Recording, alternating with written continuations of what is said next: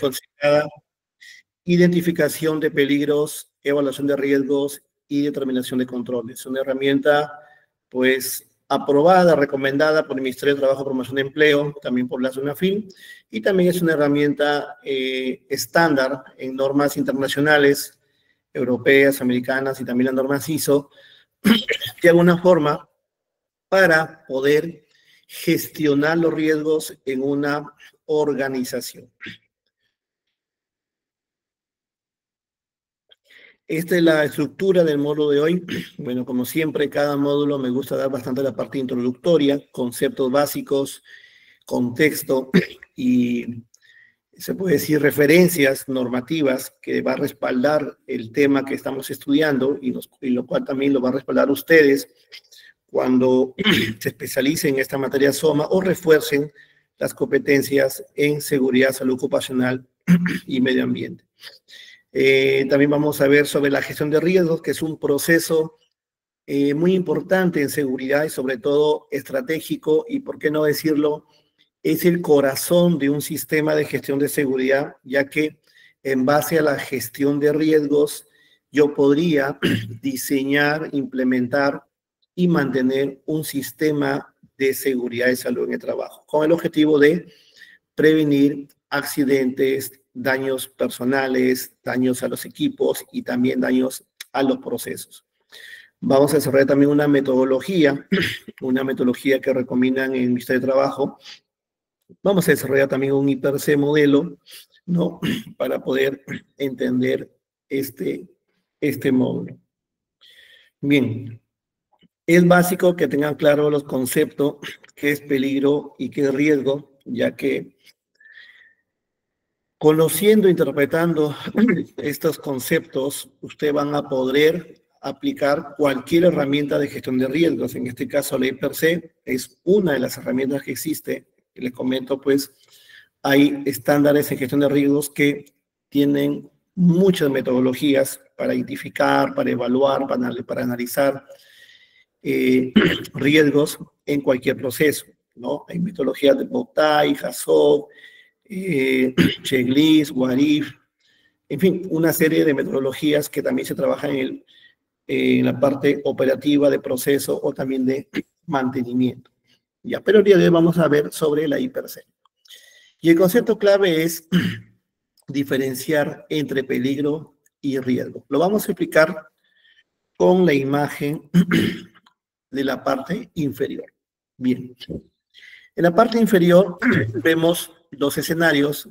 El primero a la izquierda, una persona que tropieza, entra en contacto con un objeto, en este caso es una caja de herramientas que la han dejado en este lugar, bueno, al nivel del piso, y en la cual esta cajita de herramientas que la han dejado sin señalizar, sin letrero de advertencia, sin decir prohibido pasar o sin retirarla porque es una falta de orden y limpieza que se convierte ya en una condición insegura porque tiene potencial de daño.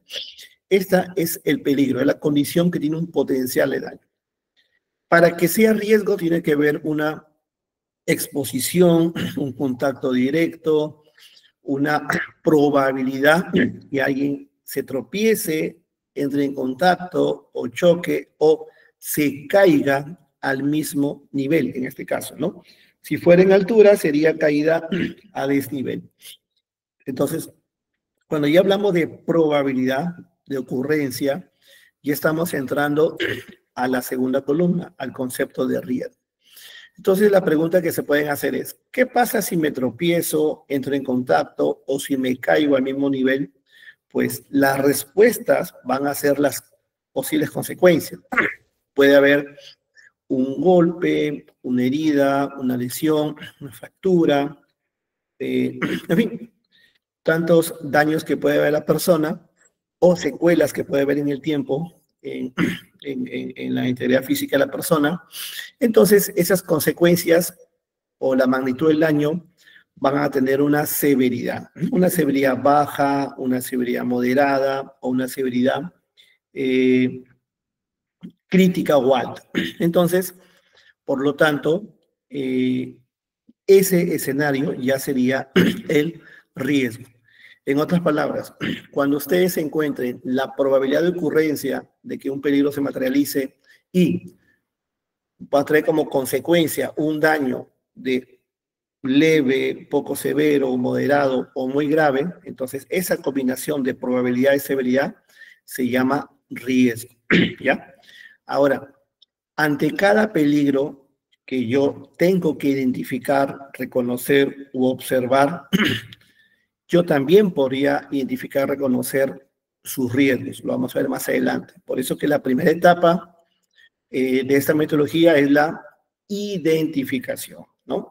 Es conocer o reconocer e identificar todas las condiciones, fuentes o actos o combinación de ello con potencial de daño y también sus riesgos. Esa es la primera etapa, identificar. La segunda ya es la evaluación. Hablar de evaluación es hablar de un análisis, una comparación del riesgo. Y como riesgo yo estoy aprendiendo que es probabilidad y consecuencia, entonces cuando evalúe el riesgo voy a evaluar la probabilidad de ocurrencia, si es muy probable, poco probable, extremadamente probable o improbable. Estoy evaluando la probabilidad. Y cuando evalúe la severidad de la consecuencia, sí puede ser un daño leve, moderado, severo, crítico, y puede quedar inválido, de repente una herida, un desmayo. Esa severidad de la consecuencia con la probabilidad que estoy evaluando, ahí ya podría decir que estoy evaluando el riesgo. ¿Ya? Entonces vamos a hacerlo por etapas. También, así como la normativa legal en el Perú, la ley y el reglamento, y también muchas normas sectoriales describen el concepto que es peligro y que es riesgo, pues también la 45001, que vamos a estudiar el día jueves más al detalle, describe el concepto de peligro como la fuente con el potencial de causar una lesión, algo inmediato, un golpe, una herida, un corte, una quemadura, o también a lo largo del tiempo un deterioro a la salud, ¿no? Puede haber de repente afectaciones respiratorias, pérdida auditiva, con el tiempo puede ocasionar gastritis, en fin, tantos tipos de enfermedades que pueden haber, siempre y cuando se evidencie que sean producto de actividades laborales. ¿Ya? Y también riesgo, la 45001 considera la probabilidad de ocurrencia, es decir, es muy frecuente, poco frecuente, cuenta con procedimiento, no cuenta con procedimiento, se expone mucho, no se expone. Entonces son parámetros que van a ayudar a evaluar la probabilidad. Y evaluando la severidad también, estoy evaluando el riesgo. Entonces, cada vez que ustedes vean la probabilidad de severidad de consecuencia, ya estamos hablando de riesgo. El reglamento de la ley, que es el que ayer pudimos un poquito explicar en contexto en qué consiste, el Decreto Supremo 05 del año 2012, también define un concepto, que es peligro y que es riesgo, que pareció lo que estamos viendo anteriormente. Pero también describe un concepto de evaluación de riesgo. Y para evaluar un riesgo, lo considera como un proceso. ¿Ya?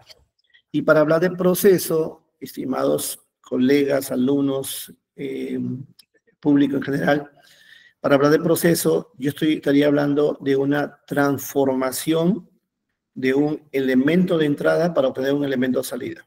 Un proceso normalmente se utiliza la palabra en la parte industrial, manufactura o de producción, ¿no?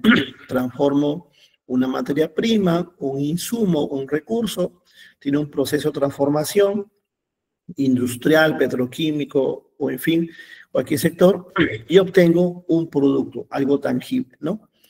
Pues en la gestión de seguridad también van a haber muchos conceptos de proceso y en los sistemas de gestión mucho más. Entonces, cuando se habla de proceso, quiere decir que va a haber una transformación, un procesamiento de una información de entrada, de un input, para obtener algo. En este caso, se va a procesar o se va a revisar toda la identificación de actividades, identificación de peligros y riesgos y controles existentes.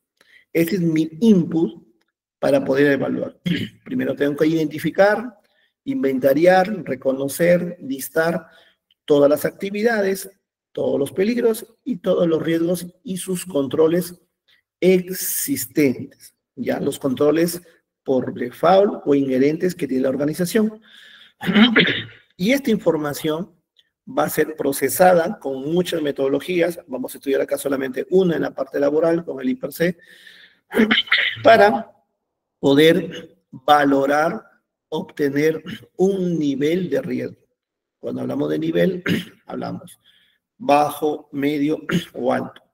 ¿Para qué? Para que ese valor de riesgo le permita al empleador, a la organización, a la supervisión, al trabajador, tomar decisiones, tomar un plan de acción para abordar esos riesgos y de alguna manera, pues garantizar que el trabajo es seguro.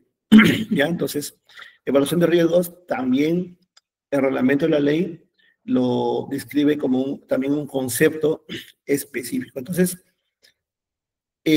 todo esto que vamos a ver el día de hoy está estandarizado en normativas, está estandarizado en estándares ISO y hay bastante respaldo de concepto para poder aplicar la gestión de riesgos.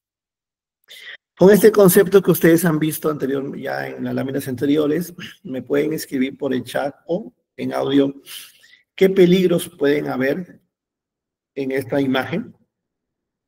Perdón.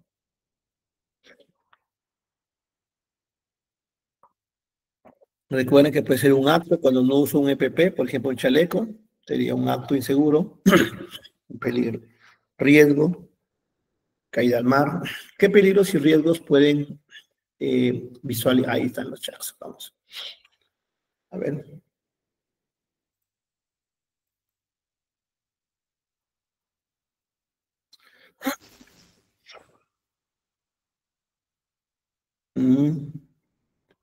¿Qué riesgos o peligros pueden visualizar en la imagen? Es una persona remando. ¿Pueden comentar, por favor?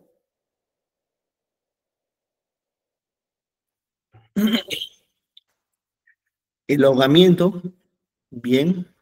Eso vamos a ir moderando la descripción, no se preocupen.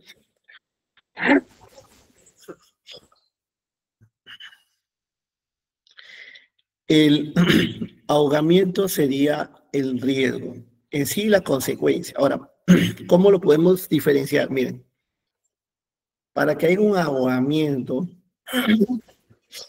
ya es que está la consecuencia del hecho. Ahora, ¿por qué surge un ahogamiento? Quiere decir que más atrás ha tenido que haber una caída al mar. ¿Ya? Entonces, caída al mar. Y si caes al mar, ¿qué puede pasar? Te puedes ahogar, ¿no? Te puedes morir o te puede dar hipotermia. Okay. Caída al mar, ahogamiento, hipotermia, muerte, esa combinación de probabilidad y consecuencia es riesgo. El peligro sería la falta de un uso de chaleco salvavidas, porque el chaleco salvavidas de alguna forma, siendo una protección personal, te va a contener o mantener a flote, ¿no? Así no sepas nadar. Por eso que un control inherente en una actividad marítima es uso de chalecos salvavidas. Y hay otros controles más. ¿Ok? Entonces, la ausencia de un EPP, la ausencia de un control es un peligro. ¿Ok? No hay un aviso de advertencia. La actividad la están haciendo con baja iluminación, es un peligro. Mucha neblina, ¿correcto? Falta de uso de chalecos salvavidas. Entonces son una serie de peligros que también van a tener sus riesgos, sus consecuencias en una imagen. Y también hay un peligro atrás que puede ser que esté chocando con un iceberg, una montaña o quizás un cocodrilo. ¿Por qué les comento esto?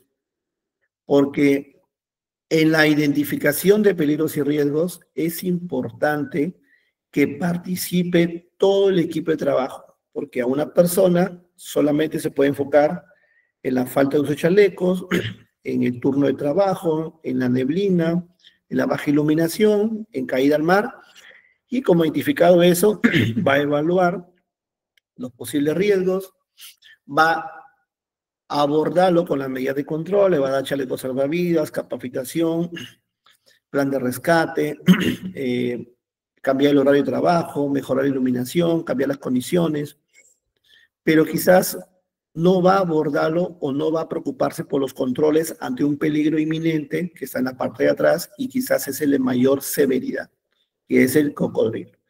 Entonces, ¿qué quiero llegar con esta imagen? Que para identificar un peligro y riesgo es importante más de dos ojos, es decir, siempre un equipo, ¿ya? Porque se debe identificar todas las condiciones, fuentes o actos con potencial de daño para poderlas después evaluar, para poderlas analizar y tomar las medidas de control. ¿Cómo se va identificando un peligro?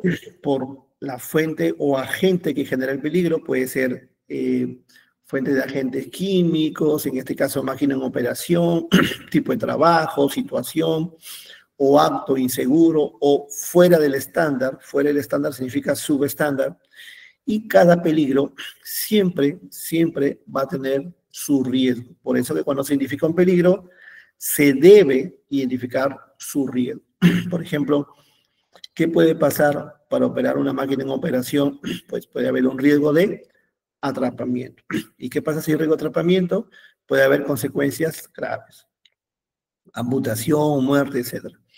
En un trabajo en altura, pues el riesgo o la probabilidad inherente de este tipo de trabajo es la caída a distinto nivel, o le llaman también caída libre. ¿Y qué pasa si te caes a distinto nivel o caída libre y no hay ninguna medida de control? Pues las consecuencias pueden ser fatales, ¿no? Caerse a 2, 3, 5, 10 metros de altura, pues las consecuencias pueden ser fatales. Y ante un acto, pues, inseguro, en este caso, trabajar sobre encima como base de trabajo, usar unos baldes, pues también hay un riesgo de caída, tropiezo, resbalón, y por lo tanto va a tener también sus consecuencias, quizás menores que el trabajo a 3 metros, pero igual tiene su riesgo. Entonces, ante cada peligro es importante identificar también los riesgos. Ahora, ¿cuáles son las fuentes que generan, que originan estos tipos de peligros? Bien, hay fuentes que son generadores de accidentes, de incidentes, y también que en el tiempo pueden producir enfermedades ocupacionales, ¿no? Por ejemplo, trabajar en caliente, trabajos en caliente, trabajos eléctricos, trabajos en altura, trabajos mecánicos. De alguna forma existen riesgos de contacto directo, quemaduras, incendio, choque eléctrico, electrocución, caída, golpes, una serie de riesgos que son originados por estos tipos de peligros en este tipo de fuentes. Y también existen los agentes ocupacionales, es decir, que en el tiempo pueden afectar a la salud de las personas. Los agentes químicos, psicosociales, biológicos, ergonómicos, físicos. Y es por ello que la ley y su reglamento que hemos visto ayer en uno de los artículos obliga a las empresas a realizar un monitoreo ocupacional, ¿no? La ciencia de la higiene ocupacional o higiene industrial ya se encarga de toda la identificación de los agentes, el análisis, la evaluación y las medidas de control. Prácticamente también se aplica como un per se en la higiene industrial, ¿ya? Cada peligro, según esta categoría, tiene su detalle. Por ejemplo, peligro de agentes físicos, encontramos el ruido, ¿no? Un nivel de ruido muy alto, pues inmediatamente que te va a originar un dolor de cabeza, un malestar, un estrés, y si en el tiempo sigues expuesto al ruido y no te proteges, o no hay control de ingeniería también, pues con el tiempo pueden afectar a la salud y causar ciertas enfermedades. Hipoacusia, por ejemplo, es una enfermedad pérdida auditiva y es irreversible, ¿ya? Y así encontramos temperatura, iluminación, presión, humedad, etcétera. Todos los agentes físicos que pueden originar estos tipos de peligros y riesgos. También encontramos los agentes biológicos, ¿no? Por ejemplo, virus, bacterias, hongos, de alguna forma son agentes que pueden causar daño. El ejemplo más relevante que hemos tenido con estos peligros biológicos y originaron un riesgos muy altos fue en la pandemia, ¿no?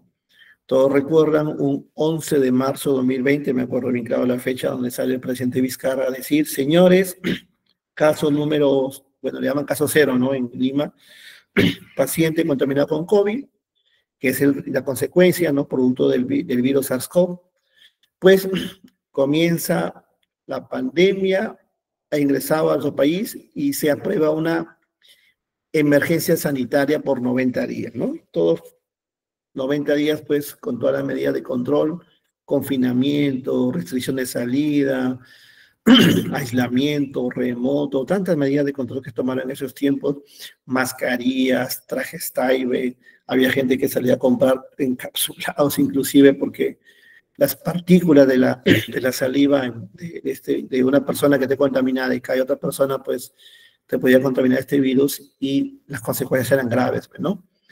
Entonces, ese fue un peligro de agente biológico que originó un riesgo alto y en realidad arrasó con muchas personas y, por qué no decir, afectó con muchas industrias y unidades de negocio, ¿no? Muchas empresas pararon, ¿no? Aunque también con esos tipos de riesgos, pues hay empresas que también lo toman como un reto, por eso que la 31.000 es una norma que ayuda ante cada riesgo, identificarlo, analizarlo y también abordarlo, y de repente se puede convertir en una oportunidad de negocio. Por ejemplo, el delivery, que incrementó, ¿no? El delivery, el remoto, lo virtual. Entonces, hay oportunidades también que se pueden generar ante un riesgo, pero ya son parte del sistema de gestión. Entonces, así podemos encontrar diferentes tipos de peligros y todos es importante mapear de un hiper, ¿ya? Me pueden decir, ingeniero, pero ya no hay COVID, está bien. Ya no hay ahorita, pero ojo, hay otros tipos de agentes biológicos que pueden originar de un riesgo, ¿no? En un comedor, por ejemplo, el tema de bacterias, ¿no? El tema de inocuidad de alimentos puede, si no es bien controlado, puede afectar la salud de las personas, ¿no? En los comedores, en los baños, en fin. Entonces es importante, por ejemplo, la picor de zancudo es un peligro y lo cual esto puede originar el dengue, ¿no? Entonces son peligros que se deben identificar y analizar y evaluar y controlar. Tenemos también de agentes ergonómicos. En ergonómicos no solamente hablamos de falta de sillas ergonómicas o falta de un mobiliario ergonómico, ¿no? Que es lo que mayormente conocemos, ¿no? En realidad, la ergonomía también es una ciencia, ¿no? También se debe identificar las malas posturas, el sobreesfuerzo físico, el exceso de peso que puede levantar una persona, un hombre puede levantar hasta 25 kilos, una mujer hasta 15. La carga postural estática, hay personas que tienen que estar de pie, por ejemplo en construcción, o los vigilantes, pues su carga postural estática es estar de pie, porque su tipo de trabajo es así, ¿no? De pie, ¿no? Pero quizás hay personas que tienen que estar mayormente sentadas, ¿no? Por ejemplo, un asistente, una secretaria, trabajos administrativos, entonces su carga postural estática es estar sentado, ¿no? Entonces, ambos son peligros ergonómicos cuyos riesgos puede ser dolor de espalda, hormigueo en las piernas, trastornos musculoesqueléticos con el tiempo, en fin, obesidad, en fin, tantos riesgos que pueden haber. Entonces, lo que les quiero decir es que ante cada peligro es importante identificarlo y también su riesgo.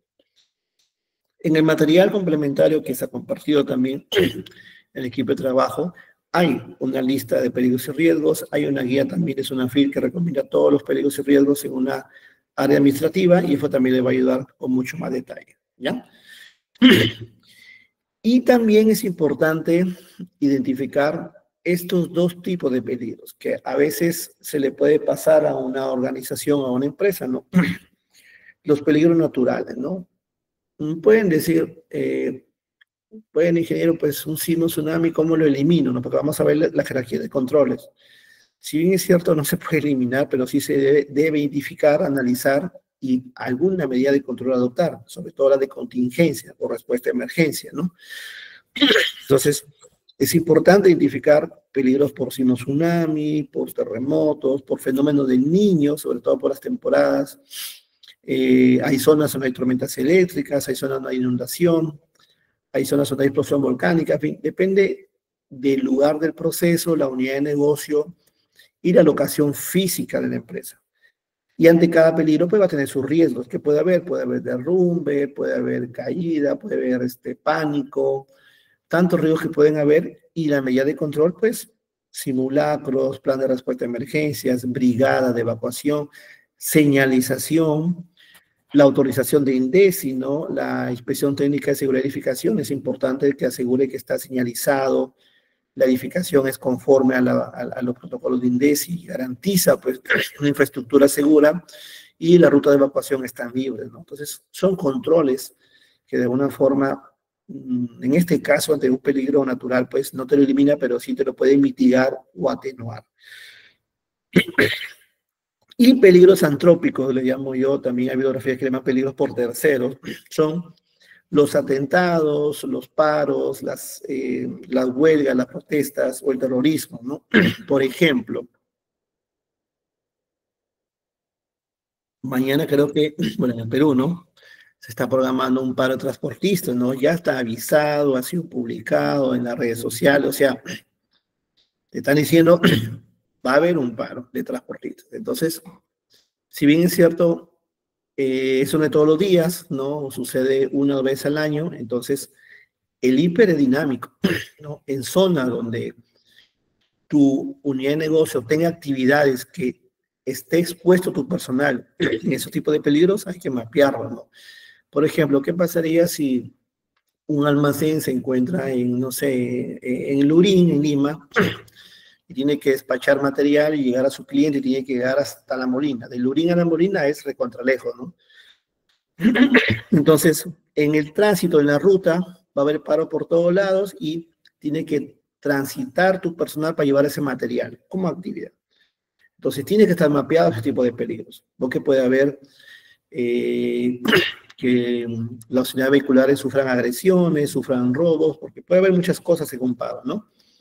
O no llega a tiempo el material. Entonces, se tiene que mapear, identificar, analizar y tomar medidas de control. Se verá si se cambia de ruta, se cambia el protocolo, se cambia el pedido del cliente, se le dice que se le va a entregar mañana, en fin, alguna medida tiene que tomar. O de repente la persona va de civil o va a pie, o sea, tiene que tomar alguna medida de control. ¿Ya? ¿Por qué? Porque igual se identifica ese peligro, se identifica el riesgo, se analiza y se tiene que tomar alguna medida de control, con el objetivo de proteger la integridad física y mental de las personas y de ahí también de los procesos y los activos. ¿Ya? También es una listita que va a ayudar un poco a ir teniendo ustedes su listado para identificar peligros y riesgos, y eso también ha sido compartido como material complementario. Pero vamos ahora a la gestión de riesgos. ¿Ya? Bien. El enfoque, es decir, la visión que se debe tener la empresa en la gestión de riesgos, pues tengo que primero conocer qué es un riesgo y cómo debo gestionarlo.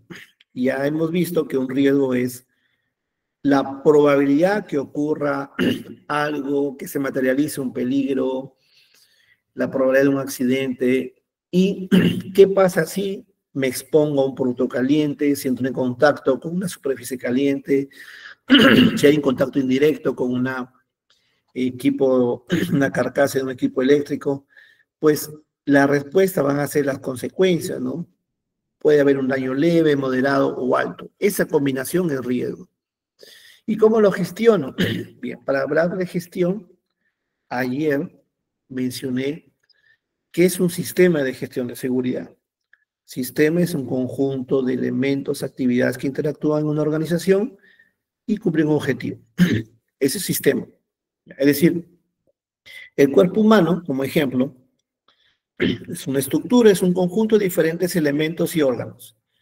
Tiene elementos del sistema circulatorio, digestivo, inmunológico, neurológico, muscular, en fin, tantos elementos que interactúan con el cuerpo humano. Y todo es un sistema, ¿no? ¿Cuál es el objetivo? Vivir saludable. ¿Qué pasa cuando un elemento del sistema del cuerpo humano sufre una afectación, un daño? Pues se refleja, ¿no? Hay fiebre, puede haber infección, Hay dolor de estómago, puede haber también una infección. Hay reflujo gástrico, puede haber una gastritis. Hay problemas urinarios, puede haber una infección. Sí, cada vez que hay un daño es porque hay una causa que en el sistema algo está fallando, ¿no? Entonces, hablar de sistema es hablar de que todo lo que se mueva debe estar interactuando bajo un objetivo. En este caso, en una empresa, las contratistas, los procesos, la tecnología, la infraestructura, el software, el hardware, los vehículos, todo lo que se mueva interactúe, pero de una forma adecuada, ¿ya? Y gestión significa el manejo, la administración o las actividades coordinadas para llevar a cabo algo, ¿no? Por ejemplo, dice, gestióname esto, manéjame esto, administrame esto, ¿no? Tiene que haber una planificación, una ejecución, una medición y acciones de mejora. En otras palabras, aplicar el PHBA. Entonces, si yo tengo claro ese concepto, que es para todo mi sistema de seguridad, pues los riesgos, que es un elemento de mi sistema, porque hemos visto ayer que la gestión de riesgos es un elemento del sistema, porque hay muchas más cosas en el sistema, hay políticas, reglamentos, documentos, ¿no? Comité de seguridad. Los riesgos también se deben gestionar, se deben administrar. Y vamos a ver primero los conceptos y de ahí el flujo de esta gestión. Miren que el reglamento de la ley del Decreto Supremo 05, por eso que la ley y su reglamento es un material para ustedes como una Biblia, en este caso en Soma, ¿no? Es como un libro muy importante en Soma, porque tienen el respaldo de los conceptos, ¿ya? El reglamento define a la gestión de riesgos como un procedimiento, o sea, una secuencia de pasos, que una vez caracterizado el riesgo, o sea, después de haberlo identificado, analizado y evaluado, entonces se deben aplicar medidas adecuadas, controles, para reducir al mínimo los riesgos. Es decir, si una empresa solamente cuenta con controles de señalización en sus edificaciones, señalética de zona de evacuación, señalética de extintores, señalética de advertencia, señalética de prohibición, solamente señalización, son controles, son buenos, son controles administrativos, son de advertencia, pero quizás en algunos riesgos no son los adecuados. De repente, en un trabajo en altura que va a hacer dentro de un edificio o un mantenimiento o limpieza de lunas exteriores por un edificio, entonces no es suficiente los controles. Entonces, cuando yo identifico, analizo y evalúo, considerando los controles existentes, voy a determinar un valor de riesgo que quizás puede ser muy alto. Entonces necesito controles adicionales, decisiones. Es decir, no me basta la señalética, no me basta el letrero de advertencia, pues debería implementar controles de competencia de los trabajos en altura, capacitación, entrenamiento, sistema de andamios, protección colectiva, usar un MANLIB, permiso de trabajo, supervisión, en fin, otros controles que de repente en ese momento no tiene empresa, pero se tienen que implementar, un procedimiento, un instructivo. A eso también abarca la gestión de riesgos, a tomar las medidas más adecuadas para reducir al mínimo los riesgos que se han determinado, se han evaluado, y poder mitigar sus efectos, ¿ya? Al tiempo que se obtienen los resultados esperados. ¿Cuáles son los resultados esperados en la reglamentación de la ley? Pues prevenir accidentes, ¿no? Entonces, es uno de los principales objetivos de la legislación. Y este proceso consiste, pues, conocer, identificar, evaluar y determinar cuáles son los riesgos críticos y aplicar medidas adicionales. Entonces, ayer hemos visto cómo se estructura un sistema de gestión, tiene muchos elementos que están alineados a los artículos de la ley y se basa en el ciclo PHBA, planificar, hacer, verificar y actuar. Pues el I+C es un elemento importante en la gestión de riesgos y está en la parte de planificación. ¿Por qué? Porque cuando se tiene un I+C y bien elaborado, bien robusto, como se dice, con participación en consulta de las partes interesadas, el comité, la supervisión, el capataz, los obreros, el especialista, el área médica. Cuando hay una buena participación, pues en ese IPRC vas a encontrar las actividades que se van a realizar, los peligros y riesgos por actividad, el análisis de riesgos que se ha hecho, los controles existentes que tiene la empresa o controles adicionales que requiere para reducir el riesgo y encapsularlo y autorizar un trabajo seguro. Y todos esos controles que se terminan en el IPRC, vamos a ver un ejemplo en mi didáctico, te va a servir para planificar tu sistema. Si en tu control has establecido realizar simulacros, tienes que planificar simulacros en lo largo del año. Si en tu control has establecido implementar uso de guantes resistentes a productos químicos o guantes eléctricos para trabajos eléctricos o arnés de seguridad con sistema anticaída, entonces tienes que planificar tu sistema, planificar presupuesto, cotizaciones, proveedores, para poder implementar ese control, ¿no? Si en tu IPRC has identificado como control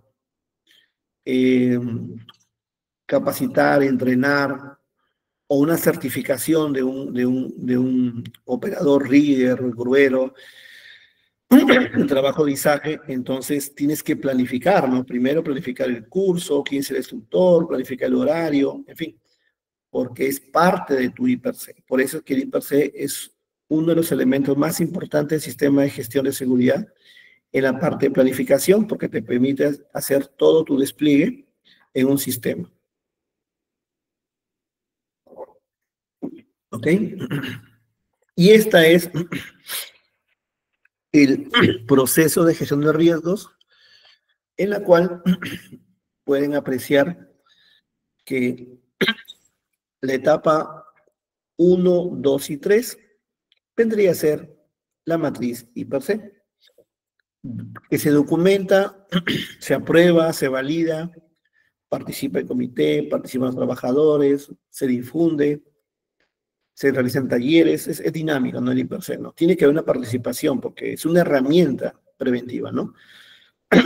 Pero vamos a ver aquí que el paso 1, 2 y 3, donde se transcribe en un documento de IPRC, que es una matriz, vamos a ver que en campo, el paso número 4, en campo, se debe implementar, ejecutar o poner en práctica los controles que he mapeado en mi matriz. Por ejemplo, si yo he mapeado como control realizar simulacros con frecuencia mensual, de repente un mes de productos químicos, otro mes de incendio, otro mes de contraincendio, otro mes de evacuación, entonces tendría que implementar, realizar esos simulacros, el paso número 4. Pero el 5 también es importante porque te va a ayudar a hacer un seguimiento y medición a la ejecución de los controles y a la revisión de eficacia de los controles. Ejemplo, ¿qué pasaría si en la medida de control está inspección de equipos de protección personal o inspección de herramientas o inspección de extintores? Es una medida de control que está en el paso número 3. Y en campo se están llenando los formatos. Cuando tú llenas un formato, un documento en blanco, pues se convierte en un registro, en una evidencia. Y es una forma de evidenciar que se está implementando el control, ¿no? Pero se tiene que realizar seguimiento primero a la frecuencia. ¿Qué pasa si la frecuencia de control dice una inspección semanal o una inspección diaria? Y de repente se haces una auditoría el día de hoy y te das con la sorpresa que hace 2 meses no hacen inspección. Entonces el seguimiento es importante, ¿no? Para alertar y hacer cumplir los controles. Pero también el paso 5 recomienda la revisión de eficacia de los controles. Entonces uno podría hacer una auditoría, una inspección, una supervisión, decir, a ver, ¿cómo estás inspeccionando? Bueno, yo desde aquí hago mi inspección de casco, a todas las personas las veo con casco, le pongo OK, a todas las personas las veo con guantes, lo pongo OK, pues será eficaz, de repente mejor señor, a ver, muéstrame su casco, veamos la resistencia, veamos la correa interna, veamos la certificación, veamos el ajuste. A ver, muéstrame su arnés de seguridad, está impregnado con producto, está deteriorado, tiene certificación. O sea, se tiene que ir más allá a la medida de control, a revisar su eficacia, ¿no? Y ahí entra también el experto o el especialista, en este caso, Shoma, ¿no? Y esto, el paso 1 a 5, es en un ciclo normal, se hace inicio de la obra, a inicio del proyecto, a inicio del proceso, pero en el transcurso, en el desarrollo de los procesos, en el desarrollo de la obra, por ejemplo, en el desarrollo de la excavación, ¿qué pasaría si los planos solamente han validado que debajo de ese terreno que van a excavar solamente pasan tubería de agua, ¿no? Por ejemplo, entonces es un producto no peligroso, hay que tener cuidado con ciertos controles, y sin embargo están excavando y encuentran otra línea pero de gas, o una eh, conduit eléctrico. Entonces, es un cambio, ¿cierto? ¿Y qué dice ante ese cambio? Pues ante un cambio se debe gestionar. ¿Cómo? Revisar los peligros y riesgos que tomé al inicio del proyecto de la obra, evaluar si de repente no estaban evaluados, porque pueden ser nuevos. Una cosa es excavar bajo un terreno donde hay tubería de agua, otra cosa es excavar donde bajo hay un pozo abandonado de gas, o una tubería de gas, o un conducto eléctrico, es diferente. Van a haber otros riesgos, inclusive más severos. Entonces tienen que revisar los controles. ¿Son suficientes los que están al inicio o requiero adicionales? Y aquí en los controles, vamos a ir a ese paso, también aplica la jerarquía de controles. Y se vuelve a implementar, y se vuelve a realizar seguimiento, y se revisa la eficacia. Este es el resumen para poder gestionar cualquier riesgo en la parte de seguridad u operaciones. ¿Ya? Nosotros vamos a estudiar la metodología per se y es parte de la gestión de riesgo. La gestión del riesgo va más allá, ¿no? Que el control se implemente, que el control se ejecute, que se haga seguimiento y se revise la eficacia. Y ante un cambio del proceso, la actividad, de personal, de organización, de legislación, de tecnología, cambio de material, de insumo, materia prima, cualquier cambio, se tiene que volver a revisar todo el ciclo, porque puede impactar, puede haber un nuevo riesgo, hay que hacer nueva evaluación, hay que hacer controles adicionales, hay que implementarlo y hay que medirlo. Y esto es cíclico y continuo, ¿ya? Y sobre esto vamos a estudiar etapa por etapa.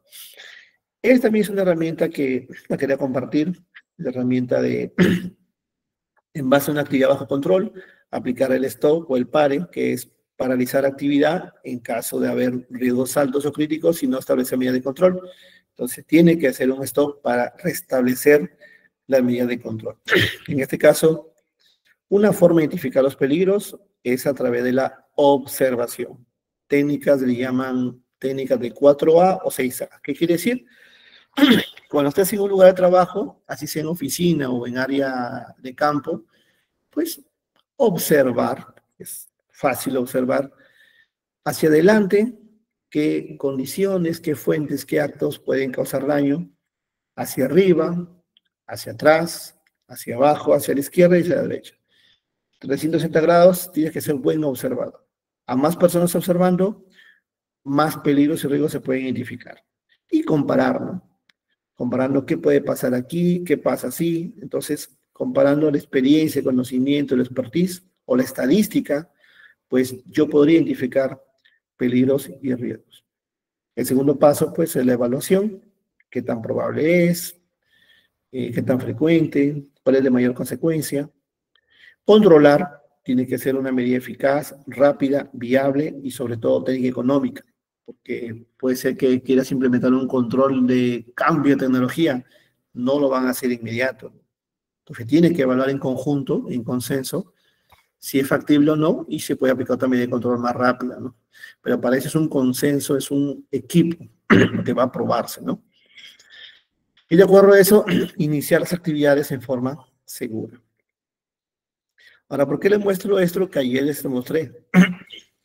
Porque para hablar de un IPRC dentro de la gestión de riesgos es obligatorio en todos los reglamentos sectoriales. Todos los reglamentos sectoriales, en unos artículos o en unos elementos del sistema, obliga a las empresas a gestionar sus riesgos, a identificarlos, a analizarlos, a evaluarlos. ¿Ok? Entonces, por eso que mencionaba esta lámina de ayer. ¿Ya? ¿Qué más? Hay normativas específicas que también exigen una matriz de riesgos y entonces por todos lados en temas legales estamos obligados como empleador, organizaciones, contratistas, a gestionar adecuadamente los riesgos. ¿Ya? ¿Por qué el IPER también es importante? Bueno, también es obligatorio. ¿Ya? Es un documento obligatorio que exige el artículo 32 de la ley y el artículo 35 de la ley, en donde el IPER es un documento obligatorio. Y aparte que el IPER, así como la política, el mapa de riesgos, debe ser exhibido en un lugar visible, ¿no? Lo mencionaba ayer, creo que el IPER pues tiene que estar en un lugar de acceso al público, a los contratistas, al obrero, al personal, puede estar en un pasadizo, puede estar en un periódico mural, puede estar con su mica, con una gaveta, pero tiene que estar en un lugar visible. Vamos a entrar a la metodología de 3 etapas, ¿no? Yo no puedo controlar algo que no he evaluado y no puedo evaluar algo que no he identificado. Entonces es un orden. Primero tienes que identificar, ¿no? Vamos a decir, pedirle su NI. A ver, ¿cómo te llamas? ¿Quién eres? ¿Cómo eres? Los peligros y riesgos por actividad. Identificas, observas, reconoces. Y no es difícil eso. Lo puede hacer cualquier trabajador considerando este concepto. Si ustedes que van a ser los especialistas o están fortaleciendo, actualizándose, pues cuando den una charla de IPER-C, denle la confianza al trabajador de mando menor que esta herramienta es la más fácil que existe. Inclusive, no es por nada, pero en la vida diaria lo hacemos. ¿Ya? Miren, cuando uno conduce o viaja con la familia, de repente un viaje de fin de semana, un viaje de vacaciones, ¿no? Pues va a tener que tener su vehículo, ¿no? O pueden ir a un vehículo particular. En fin, si va en su vehículo, pues el conductor lo que tiene que hacer es revisar las condiciones del vehículo, ¿no? Si cuenta con su inspección técnica vehicular, si cuenta con toda la medida de control, todos los cinturones de seguridad, el nivel de aceite, su kit de herramientas en caso de cambiar una llanta en caso de emergencia, su señalética, su gasolina, en fin, tiene que hacer una revisión. ¿Por qué? Porque en caso de faltar algo, entonces se convierte ya en un riesgo, ¿no? Y no creo que si falta algo, falta un cinturón de seguridad, o no está funcionando bien el auto, o no tiene inspección técnica vehicular, o hay alguna falla, es decir, hay un peligro, y esto puede causar un riesgo, entonces la persona evalúa, ¿no? Uy, no, aquí puede pasar esto, aquí me puedo quedar varado, aquí nadie me puede auxiliar, aquí se me pincha la llanta, no va a poder cambiarla. Entonces evalúa, analizas. ¿Y qué medida de control haces? ¿Lo asumes o lo pones en stand-by? Pues cambias de vehículo, pasa una inspección, postergas el viaje, en fin. Entonces esto se hace día a día. En la medicina, cuando una persona siente un malestar, pues no, puede ir al médico, debería ir al médico, ¿no? Entonces, cuando va al médico internista, lo que hace el médico internista le dice, muy bien, tienes esta sintomatología, tienes estos malestares, sácate este análisis. ¿Y para qué es ese análisis? Hemoglobina, colesterol, triglicéridos, azúcar, plaquetas, hígado graso, en fin, todos los análisis que recomienda un médico internista, ¿no? Porque con ese análisis va a haber un resultado, ¿no? Ustedes han visto, ¿no? Sale el resultado de hemoglobina, por ejemplo, 17 o 18. y el rango es 14 a 16 para varones y 12 a 14 para mujeres. Entonces uno puede decir, uy, tengo mucha hemoglobina, estoy bien. No, cuando estás fuera del rango, hay una alerta, ¿no? Si estás debajo, baja hemoglobina, tendencia a anemia, y si está muy alto, cuidado, te puede dar trombosis, te puede dar un paro respiratorio. Entonces, los valores que salen del análisis fuera del rango, por eso vamos a ver una matriz de colores ahí, entonces es una alerta. ¿Y qué aplica la ciencia? Te manda un especialista y te dice, no, ha salido muy bajo en tal parámetro, no sé, en azúcar muy alto, te mandan un endocrinólogo, ¿no? Ha salido una bacteria, te manda al gastro, ¿no? Ha salido un problema de ácido úrico, te manda el endocrinólogo, ¿no? Y así, o te manda el hematólogo, el tema de la sangre. Te manda el especialista, ¿para qué? Para que te apliquen medidas de control. ¿Y cuáles son los controles? La idea es reducir el valor, ¿no? Si tienes mucha azúcar, reduce el azúcar. Si tienes mucho colesterol, reduce el colesterol. Entonces, algo así es la gestión de riesgos en este caso, ¿no? Aplicar medidas de control después de un análisis clínico es un análisis completo, ¿no? Tiene valores, tiene rangos y te permite tomar decisiones, ¿no? Los especialistas pues, en ciencia toman su plan de acción y sus recetas. Entonces, quería dar esos ejemplos para que lo vean como algo fácil de usar, una herramienta didáctica y no es muy pesada, ¿no? Porque cuando a veces revisan hiper o han tenido oportunidad de revisar un hiper o van a tener oportunidad de un hiper, después llegar a un hiper de 100 hojas, de 50 hojas y se van a asustar y van a decir, wow, esto no es conmigo, me aburro. No, se puede simplificar, ¿ya? Se puede simplificar con la práctica y sobre todo con el contexto que se tenga de esta metodología, ¿ya? Bien, vamos a empezar. Un hiper C, bueno, es un proceso que tiene 3 etapas: identificar, analizar y evaluar. Dentro de la evaluación, dentro del análisis, se tiene que analizar las probabilidades de ocurrencia, que la probabilidad es un elemento de riesgo, y las consecuencias y su severidad.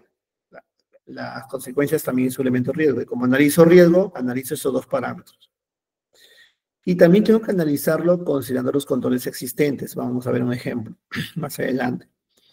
Y en base a eso, obtener un valor de riesgo y aplicar medidas para reducir el riesgo y evaluar el riesgo después de la implementación de medidas como riesgo residual. Todo esto tiene que el trabajador conocer, todo este proceso.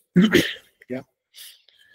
Bueno, y per se es obligatorio, está en la normativa, tiene sus requisitos mínimos que debe contar un IPC y sus etapas. Esto lo vimos ayer, pero vamos a la parte operativa.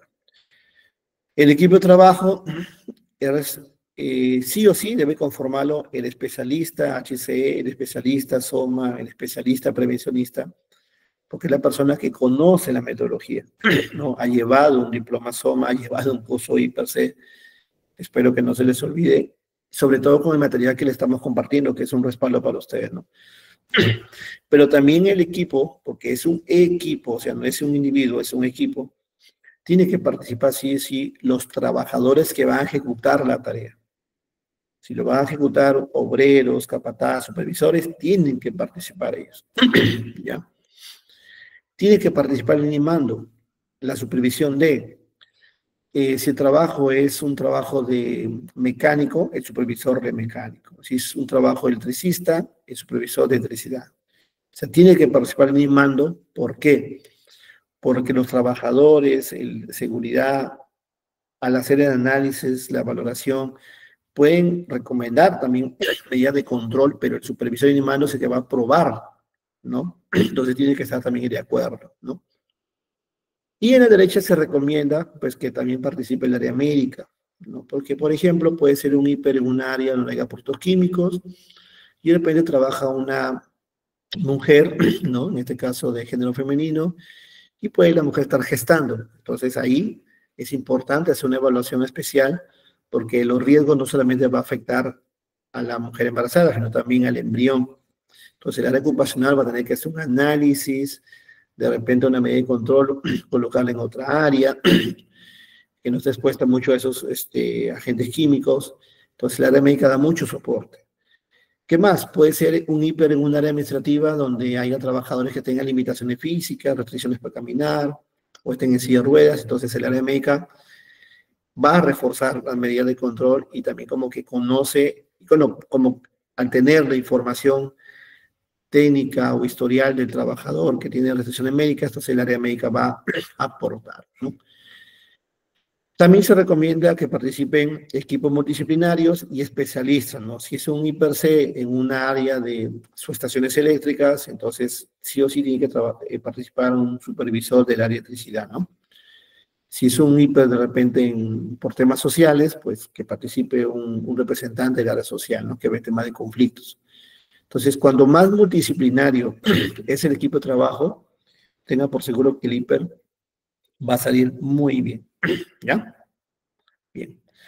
Primera etapa, identificar. Abajito coloco 3 preguntas de ayuda, porque lo que está arriba ya lo hemos visto y es un concepto que también trabaja la reglamentación. Ojo que cada etapa tiene su concepto y el concepto está descrito en la normativa, ¿no? O sea, es muy estandarizado este tema del IPC. Y eso que solamente estoy hablando acá de etapa 1, identificar peligros. Pero veamos la pregunta de abajo. Preguntas que se pueden hacer. ¿Existe una fuente de daño? ¿Existe una condición con potencial de daño? Siguiente pregunta. ¿Quién o qué puede ser dañado? Y la siguiente pregunta, ¿cómo puede ocurrir el daño? Con esas 3 preguntas ayudan mucho a identificar los peligros y riesgos. Lo puedo identificar a través de los actos o tipo de actividades o también como situación, ¿no? Por ejemplo, un trabajo de soldadura es un trabajo en caliente, es un trabajo llama abierta, a altas temperaturas. Entonces, ese trabajo en caliente es considerado un trabajo de alto riesgo porque es alta probabilidad y alta consecuencia. ¿Qué puede haber? Puede haber incendio, puede haber emisión de vapores, humo metálico de soldadura, y esto puede afectar a las personas. Entonces, hay muchas formas de identificar los peligros por acto y como situación. Aquí en la figurita, por favor, si quisiera que de nuevo participen, ya conociendo un poquito más de la identificación, me pueden escribir, por favor, por el chat, qué peligros y riesgos observan, por favor. Ojo, fuentes, condición o actos, ¿ya? Por todos lados, arriba, abajo, izquierda, derecha, afuera, colindante, externo. ¿Qué peligros pueden apreciar en esta imagen?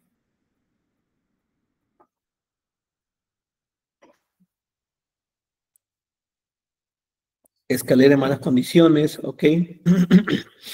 Área desordenada, ¿ok? Escaleras sin barandas, distracción, muy bien. Escaleras rotas, muy bien, ¿no? Entonces hay diferentes situaciones, combinación de actos, condiciones de fuentes que tienen un potencial de daño. La ausencia de barandas no te permite aplicar los 3 puntos de apoyo y por lo tanto el riesgo de caída de nivel. Y consecuencias, pues, golpe o muerte.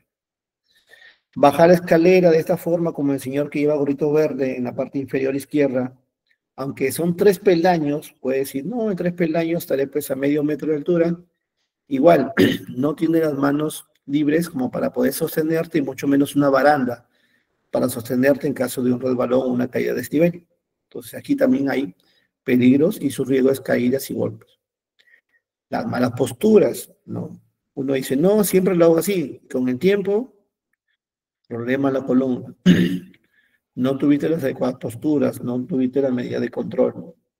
Sobreesfuerzos, escaleras empinadas, caminar sin pegar. Muy bien, muy bien, muy bien, muy bien. Caída de objetos a desnivel, ¿no? Por ejemplo, arribita cae un macetero, ¿no? De repente en oficinas, hay personas que les gusta tener arriba en sus estantes trofeos, cuadritos, peceras, parece una colección, que es parte de su convivencia, ¿no? Pero hay que tener cuidado, ¿no? Hay que ponerlo a un nivel más bajo, porque eso puede caer encima de la cabeza, en fin, tantos peligros que se pueden identificar.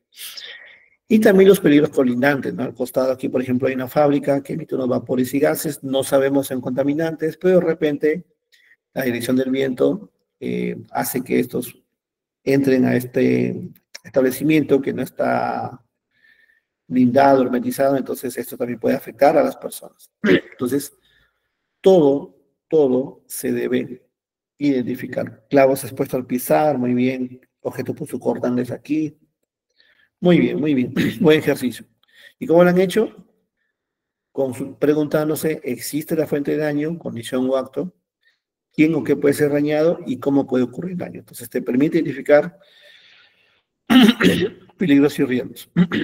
En conclusión, peligro es cualquier cosa que puede causar daño y riesgo es la probabilidad que ocurra y su severidad. ¿Ya? El objeto es tener riesgo bajo control, encapsulado. Entonces, la primera etapa de identificar no es tan difícil.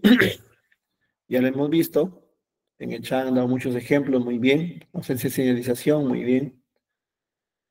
Ahora vamos a ver la segunda etapa, evaluar. Entonces, la evaluación, ya hemos visto el concepto, es posterior a la identificación, ¿no? Y al obtener un valor de riesgo, voy a obtener un valor alto, medio, bajo o crítico. Y cuando hablo de evaluación de riesgo, pues tengo que analizarlo. ¿Y qué es riesgo? La probabilidad que ocurra y la consecuencia. Entonces tengo que analizar la probabilidad, con qué frecuencia se expone mi trabajador y qué severidad puede ocurrir. Entonces, esos dos me permiten analizar el riesgo y también los controles existentes. Y eso me va a dar un valor, un nivel de riesgo. Vamos a ver con este ejemplo. Miren, esta es una matriz modelo que de 5x5, hay de 3x3, 6x6. Este 5x5, donde van a ver 5 columnas que mencionan el impacto de la consecuencia, ¿no? 1 significa un bajo impacto, no hay lesión, y 5 significa un alto impacto, un daño muy grave o severo. En probabilidad vamos a ver 5 filas. 1 es improbable, o sea que no ocurre el daño, el accidente, y 5 es muy probable o extremadamente, o que sí suceda sí o sí, ¿ok? Entonces, 5 es extremo y 1 es bajo, ¿ya? Y para valorar el riesgo, yo necesito valorar y evaluar qué es riesgo, probabilidad de ocurrencia y severidad de la consecuencia, el impacto. ¿Por qué se utilizan los colores? Porque una forma gráfica de representar y alertar a la organización que realiza la matriz, pues los riesgos que resulten de una valoración o evaluación de combinar valor de probabilidad con severidad y estén entre 3 a 5, 4 a 5 o 5 a 5, se le va a colocar un valor rojo porque requiere sí o sí mitigar esos riesgos con nuevos controles y no iniciar la tarea, porque estarías asumiendo un riesgo muy alto en rojo y es de mucha responsabilidad. En amarillo, quizás el riesgo puede ser medio, pero se requiere controles adicionales. Osmer levantó la mano. Adelante, Osmer. Adelante. Sí, Osmer, adelante.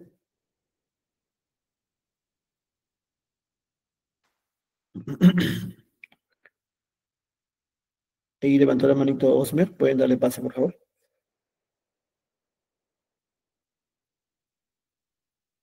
¿No se activa el audio? A ver.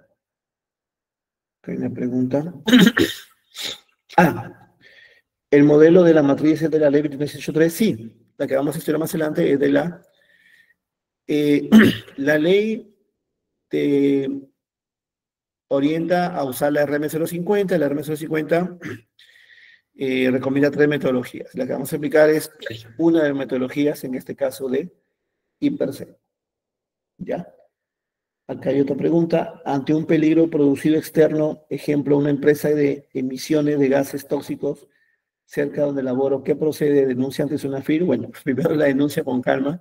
Primero se identifica el peligro, el riesgo, se analiza, se evalúa y la medida de control de la empresa que está siendo afectada, pues tiene que hacer una reunión con la otra contraparte o el grupo de interés y manifestar pues el resultado del riesgo. Pero mientras tanto, sí o sí tienes que aplicar controles, ¿no? De repente una protección personal especial, mitigación, control de ingeniería, o campanas extractoras, en fin, donde se ubique, ¿no? Sí o sí tiene que aplicar controles, pero ya ese riesgo que es con una parte externa se tiene que enviar una comunicación, ¿no? Antes de denunciar la zona fin. ¿Ya? Bien, vamos a ver este ejemplo para entender la evaluación, ¿ya?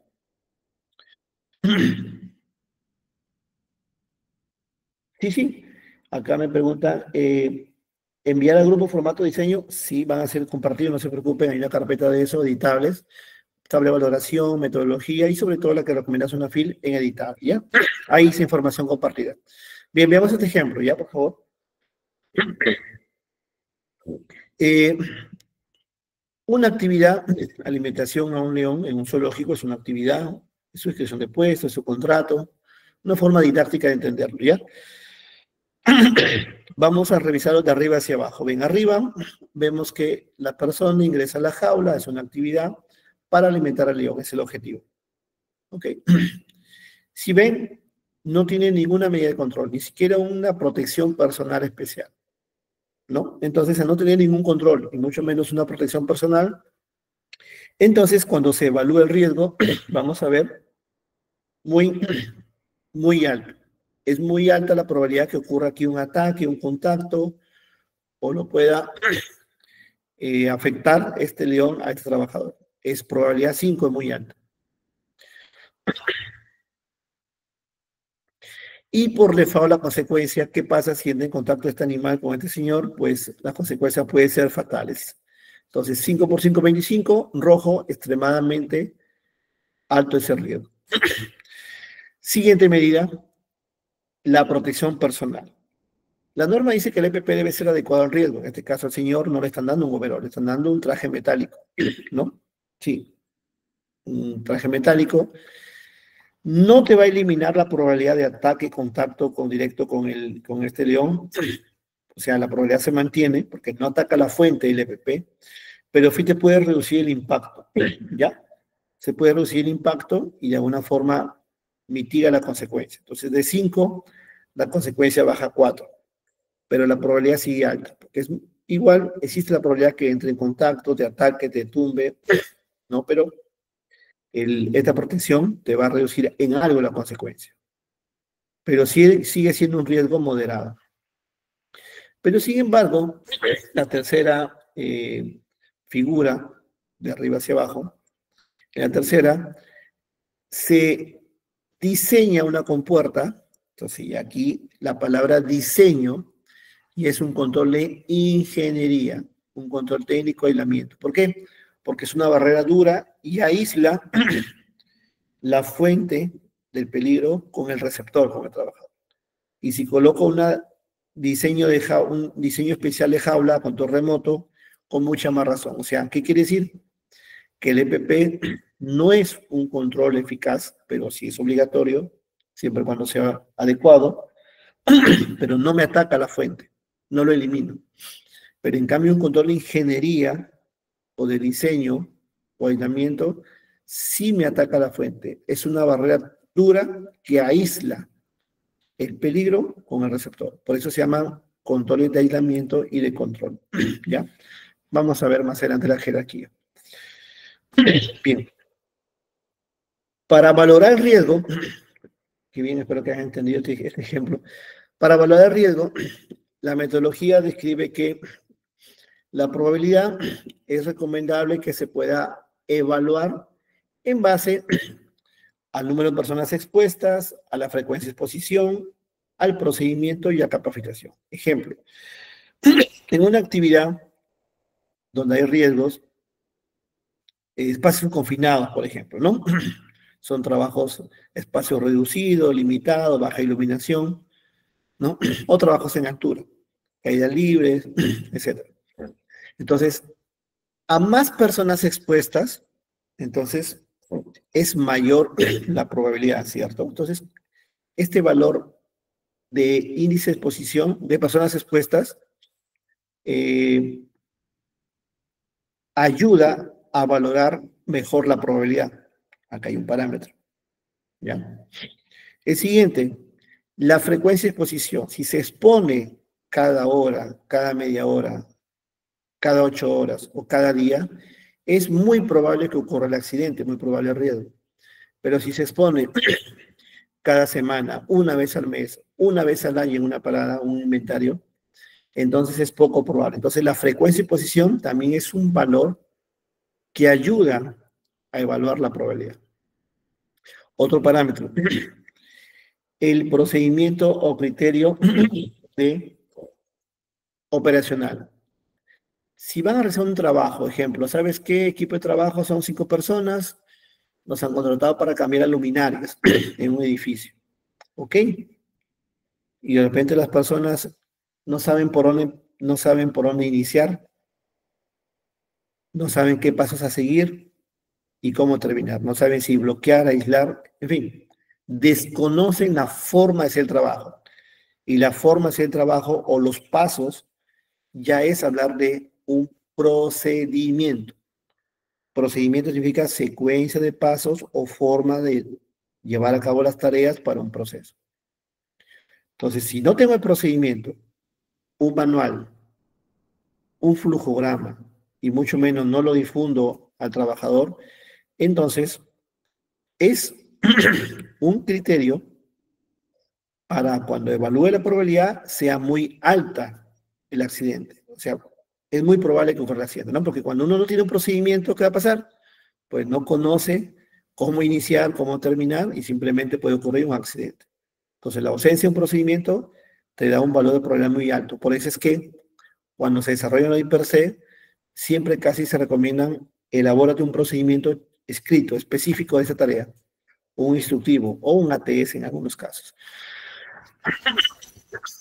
Otro parámetro es el nivel de capacitación. Si el personal está entrenado, capacitado, acreditado, dependiendo del tipo de trabajo, entonces es poco probable que se accidenten, ¿no? Pero si no está capacitado, no es competente, no está certificado, sobre todo para trabajo de alto riesgo, entonces cuidado, ¿no?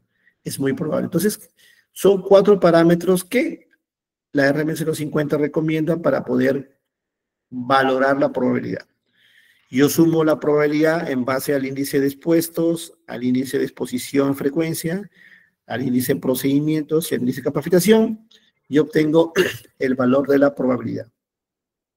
Lo combino con la severidad y la sumatoria de estos 5 parámetros voy a obtener un valor de riesgo o un índice de riesgo ocupacional. Ya, vamos a oír. Y los resultados me pueden dar en el color amarillo, puede estar en color verde o en color rojo. Ya. El verde quiere decir que el riesgo está bajo control, todo está encapsulado, los controles son suficientes. Pero el amarillo, una advertencia, hay que aplicar controles adicionales, de repente el personal no tiene guantes especiales para manipular ese protoquímico, no tiene una careta facial o full face para evitar un contacto por salpicadura, o no hay una cámara extractora de gases en un laboratorio, o falta un sistema de drenaje o una activación de alarma en caso de emergencia, en fin, controles de repente de ingeniería que no se contaba al inicio, pero cuando ya se ha hecho el análisis, pues amerita implementarlo, ¿no? Y con eso se reduce el riesgo, ¿ya? Pero si está en rojo, pues de hecho no se debería autorizar ninguna tarea porque es alto el riesgo y nadie quería asumir un alto riesgo, ¿no? Muy bien, vamos a ver la jerarquía, ¿ya? Aquí. Bien. Después de evaluar riesgo, es importante aplicar la jerarquía. Y en la jerarquía va a encontrar 5 prioridades. La 1 es siempre eliminar el peligro, ¿ya? La fuente, eliminarlo. Si no se puede eliminar, sustituir, ¿ya? Por ejemplo, ven ahí una figurita, un peligro de los tiburones, lo cambias por delfines, estás sustituyendo. Otro control, un control de ingeniería o tratamiento o aislamiento, un diseño de una jaula, un control. En el cuarto se encuentran los controles administrativos o de minimización. Por ejemplo, señalética. letrero de advertencia, supervisión. También hay una lista referencial de controles de varios riesgos que le va a servir como referencia. ¿Ya? Y por último el EPP, pero no cualquier EPP, tiene que ser un equipo de protección personal adecuado al riesgo en este caso. ¿Ya? El EPP siempre recuerde, es obligatorio, pero tiene que ser adecuado al riesgo. ¿Ya?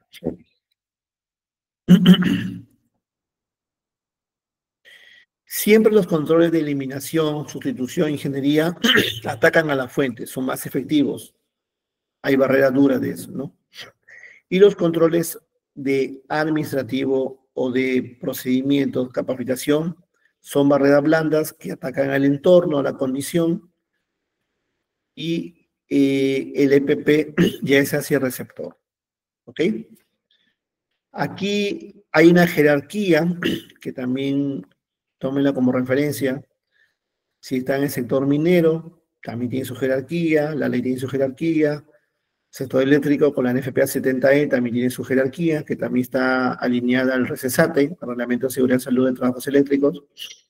Y la 45.000 también tiene su jerarquía. Entonces, prima la más exigente, pero en todas las normas sectoriales e internacionales siempre va a haber una gestión de riesgos, identificar, evaluar y controlar. Y en el control hay una jerarquía, hay una priorización, ¿ya? Esta tablita también está en un listado aparte y aquí pueden ver un inventario de controles, ¿no? Por ejemplo, la último control que es EPPs, pues todos los EPPs de cabeza a pies, ¿no? Siempre y cuando estén estandarizados, ¿no? Hay estándar para casco, ANSI, hay estándar para lentes, norma ANSI, hay estándar para guantes, normas europeas, hay estándar para ropa de trabajo, hay estándar para protectores auditivos, para protectores respiratorios, hay estándar pues para arneses, en fin, para toda la protección personal que debería haber. Ya. Controles de administrativos o minimización están, creo que se puede decir lo que mayormente conocemos, ¿no? Procedimiento de trabajo, permiso de trabajo, ATS, supervisión, capacitación, charla de 5 minutos. Las inspecciones, los checklists ayudan mucho a los controles administrativos de minimización. Las inspecciones de herramientas, el mantenimiento, el monitoreo, son controles de minimización. Pero también hay controles de ingeniería, tratamiento, aislamiento, ¿no? Ya son silenciadores de ruido, aislamientos, instalación de guardas, sistema LOTO, ingeniería, medición, guardas protectoras, ya son controles de diseño y aislamiento. ¿Ya? Entonces esta jerarquía también es importante que la tengan porque eso lo ayuda para la jerarquía de controles. Cuando apliquen la medida de control EPP, que es la última barrera, no olvidar, por favor, aquí, por favor, el EPP es obligatorio, es por refault, es inherente. Sí o sí tienes que proveer el EPP porque hay un artículo que exige, pero recuerden, en seguridad y salud es la última barrera de protección. Siempre tengo que tratar de eliminar el peligro, la fuente o ese potencial de daño.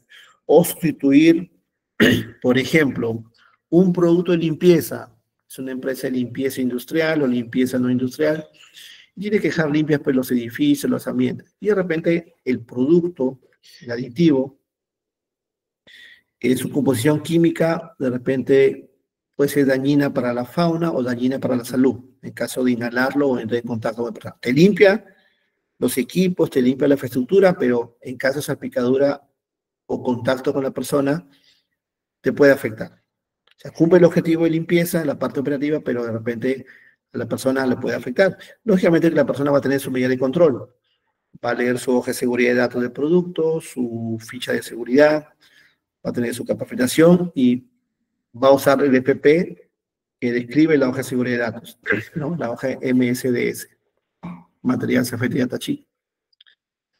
Pero de repente se hace una evaluación y se logra buscar en el mercado que hay otros productos de limpieza, de repente ecológicos, ecoamigables le llaman, tanto si cae, si cae al mar, si cae al suelo, no afecta al ambiente, y también a las personas quizás no son muy tóxicos. Eso significa sustituir. Y de alguna forma eliminas el peligro. Otro ejemplo, tienes folder manilas, archivadores con fastener, que es para, el fastener es un objeto punzocortante en los bordes, pero ayuda a archivar y asegurar las hojas o el file de un expediente, ¿no? Entonces, ¿por qué no sustituir fastener punzocortantes metálicos por fastener platificados? Pero de repente dicen, no, platificados son muy débiles, no tienen mucha resistencia al volumen de hojas. Entonces, archívelo en Blender de palanca. O por último, escanee y digitalicen todo y pónganlo en la nube. Eso significa sustituir o eliminar. Y ahí no es eficaz ponerse un guante, no es eficaz una capacitación. Sí son buenos controles, pero tenemos que, como SOMA, buscar eliminar la fuente o sustituir algo muy peligroso por menos peligroso. Y si esto, estimado, lo tienen claro, bueno, no es un curso de trabajo alto riesgo, pero seguro en un momento lo han llevado o lo pueden llevar. En los cursos de trabajo de alto riesgo, trabajos en caliente, trabajos en altura, trabajos en espacios confinados, trabajo de izaje, trabajo de excavación, trabajos eléctricos, trabajos con materiales peligrosos, es decir, trabajos con escenarios donde haya alta probabilidad de un accidente y si ocurre, las consecuencias pueden ser fatales. Todos los estándares nacionales e internacionales, sobre todo los internacionales, normas ANSI, OSHA, API, NFPA y muchas normativas internacionales, estándares en caliente, trabajos en caliente, en altura, confinado, siempre orientan a esta jerarquía, ¿ya? Un ejemplo normal le voy a decir, o dos, ¿ya? Si es un trabajo en caliente, hay una norma NFPA 51B, o trabajos en caliente, donde escribe que si va a hacer trabajos en caliente, llama abierta, alta temperatura, soldadura o corte, entonces, como hay probabilidad que la chispa, esto llegue a un radio más o menos hasta 11 metros a la redonda, entonces la norma dice, se debe eliminar cualquier material inflamable a la redonda hasta 11 metros. De repente a 5 metros hay una área que ha dejado guantes o trapos manchados de hidrocarburo, en otra área han dejado un recipiente protoquímico abierto, inflamable. Entonces, todo lo que está a la redonda, 11 metros mínimo, se debe eliminar, o sea, retirar. Ahora, ¿qué pasa si no se puede eliminar una escuadra, por ejemplo? O una, alguna fuente fija que emite vapores o tiene drenaje de repente de productos inflamables. Entonces no voy a poder retirarlo, pero sí lo puedo encapsularlo. Pongo mantas ignífugas, ¿no? Entonces me preocupé de eliminar. Y si no puedo una cosa, no puedo sustituirlo. Y si no, controlo de ingeniería. Pero ya le doy un enfoque prioritario y un enfoque jerárquico de control de riesgos. Y de ahí ya entra, me preocupo por el procedimiento de trabajos en caliente, el permiso de trabajo, el vigía de fuego, la prueba de explosividad y todos los controles que en un trabajo en caliente se enseña. Y el EPP adecuado, ¿no? Escarpines, material ignífugo, de cuero, etcétera, etcétera. Entonces, si esta jerarquía se la queda, tómenle foto, captúrenla, que es en esta imagen, ustedes van a poder entender cualquier trabajo de alto riesgo. Lo que sí va a hacer en trabajo de alto riesgo, les van a enseñar los estándares y los procedimientos. Pero cuando se encuentren aplicar los estándares y procedimientos, todos orientan a la jerarquía. Y es por ello que en el material también he compartido un librito de jerarquía de controles, su historia, en seguridad y higiene industrial.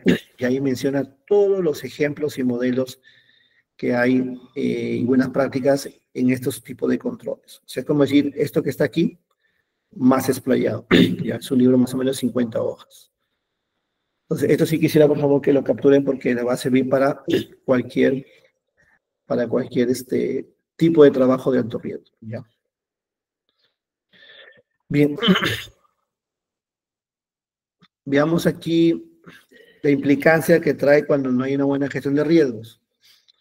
Si tengo un peligro identificado, trabajos en altura, un riesgo de caída libre, consecuencias muy graves, y mi control, mi procedimiento, mi sistema de caída no funciona, entonces, o no existe, entonces es probable que ocurra un incidente, es decir, algo donde no hay daño, o un accidente, un evento con daño, o una enfermedad ocupacional, si es a lo largo del tiempo.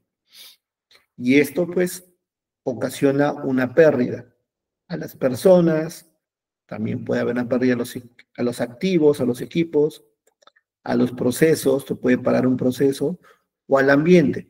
Puede ocurrir un daño a la calidad del aire, la calidad del agua, a la fauna, a la flora y recursos.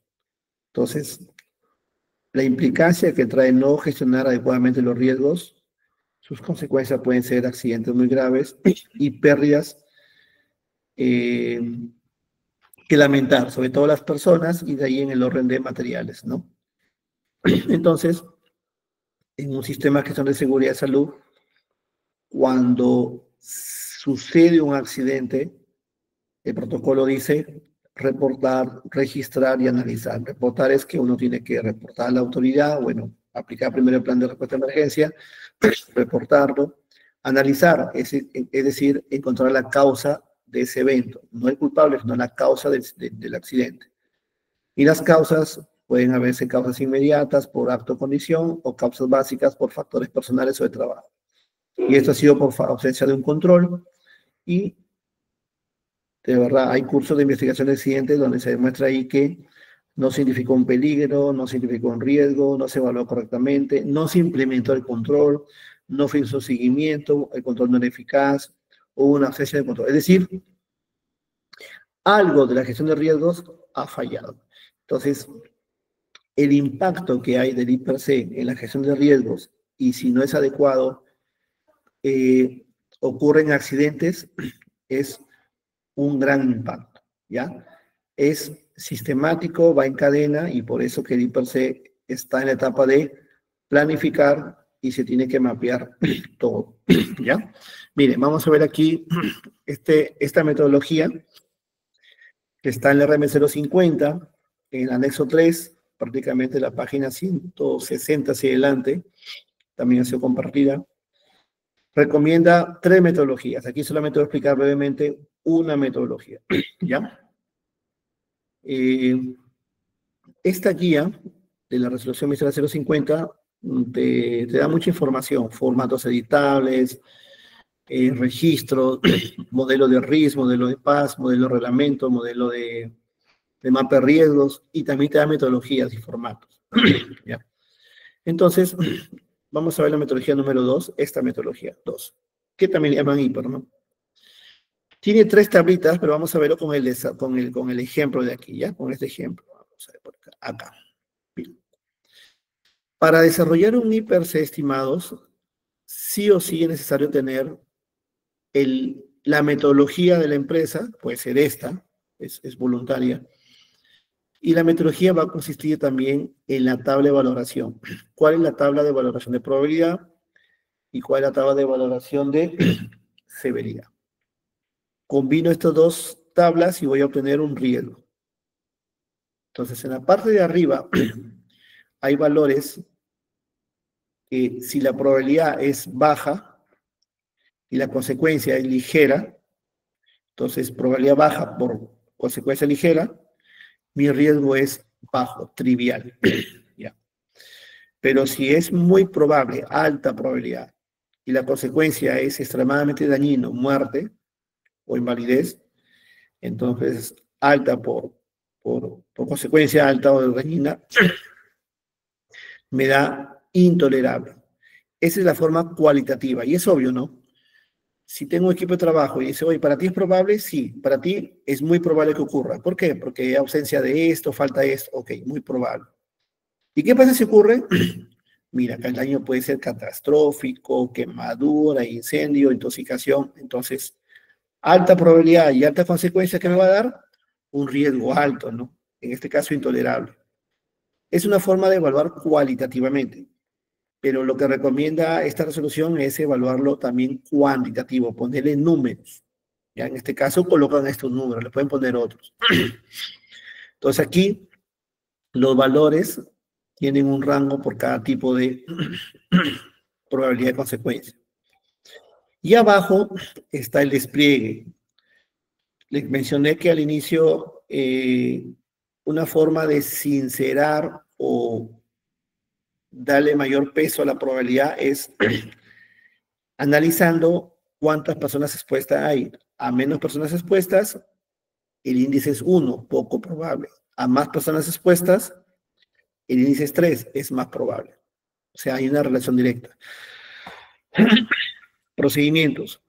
Si los procedimientos sí existen, son satisfactorios, probabilidad 1 significa baja probabilidad, indirecta. Pero si el procedimiento no hay, o sea, el trabajador no sabe por dónde empezar, porque el procedimiento es una secuencia de pasos, entonces es 3 muy probable que suceda ese riesgo, ese accidente. En capacitación, si el personal sí está entrenado, capacitado, es 1, es baja probabilidad, pero si el personal no está entrenado, no está capacitado, no es competente y le vas a mandar a hacer un trabajo en altura, cuidado, la probabilidad es 3, es muy probable. En frecuencia y exposición, si se expone una vez al año, como se dice a las 500, probabilidad baja, pero si se expone todos los días, con cada hora a veces, entonces probabilidad alta.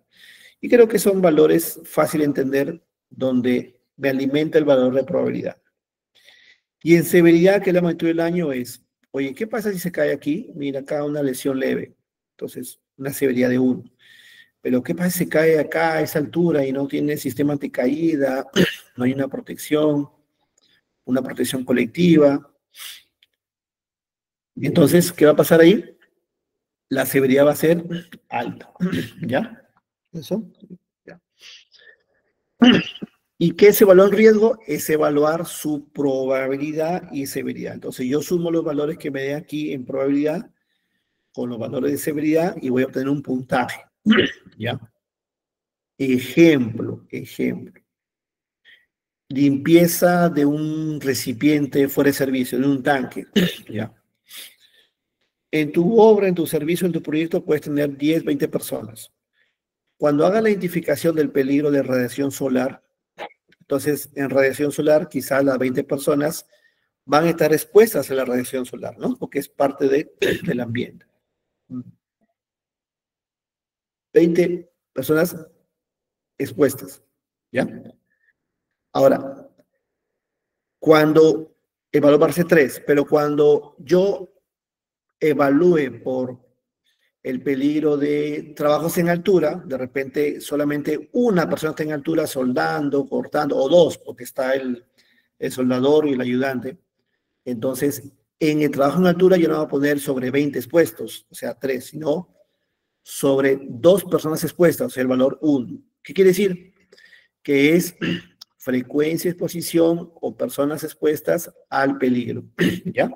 Una forma para diferenciar. Y lo vamos a ver con el siguiente ejemplo. Ahora sí.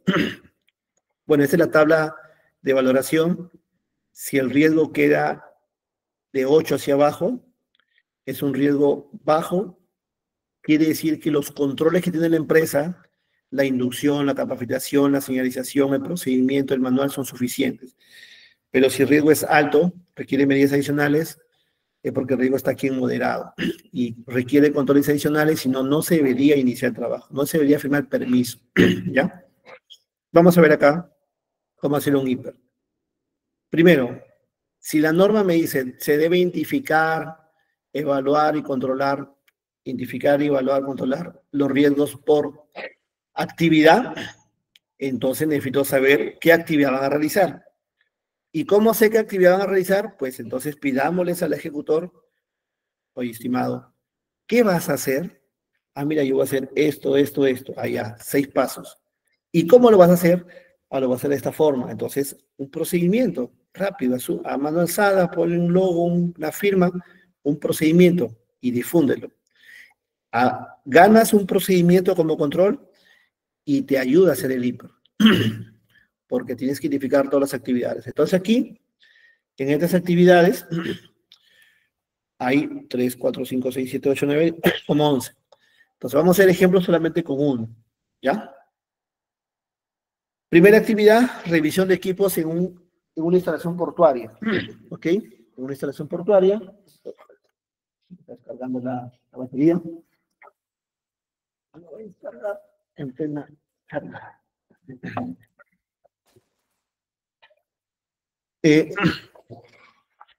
Comienzan a identificar los peligros por actividad. De todas las actividades empezamos por la primera, ¿no? Revisión de equipos en muelle. Ok. En este ejemplo se han identificado 4 peligros, ¿no? Pueden haber más. Pisos resbaladizos, pisos húmedos o desniveles en este muelle, montacargas y inspección preventiva, mal estado de muelles y radiación solar, ¿no? Son peligros que se han identificado en este ejemplo. Siguiente etapa, sigo la etapa de identificación. He identificado pisos húmedos o desniveles o resbalosos en este muelle. Ok.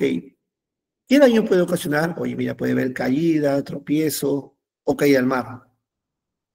¿Y qué pasa si me caigo al mar? Pues puede haber ahogamiento, hipotermia, muerte. Hasta ahí estoy identificando los peligros y riesgos por actividad. En radiación solar, ¿qué daño puede ocasionar la exposición a radiación solar?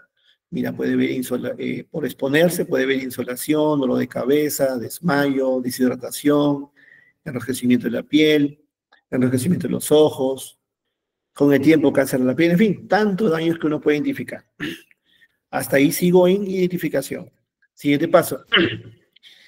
Tengo que mapear los controles existentes. Es decir, ¿qué control tiene la empresa en el momento que se está haciendo este hiper? No lo que voy a comprar, no lo que no tengo, no lo que espero tener, no. ¿Qué es lo que tiene? Si solamente tienes charlas, pues eso se colocará y se evaluará si son suficientes. Si solamente tienes o no tienes procedimiento, pues pondrás solamente los formatos que tengas. En fin, se colocan los controles existentes para poder sincerar el análisis de riesgo. Porque si yo coloco aquí como control, cuenta con una ingeniería de alta tecnología, cuenta con software, cuenta con todo el EPP que dice la hoja de seguridad del protoquímico, pero no lo tienes y lo colocas, cuando yo haga la evaluación, entonces voy a evaluar severidad, voy a decir, aquí no le pasa nada, porque el señor dice tener aquí un guante especial, un traje especial para recetas protoquímicos. Entonces, cuando evalúe la severidad, va a ser baja. Pero cuidado, porque aquí de repente este control no lo tiene. ¿Y dónde se va a reflejar? Cuando sea el accidente. Oye, ¿qué pasó? Le cayó un producto al rostro o a la mano y lo quemó.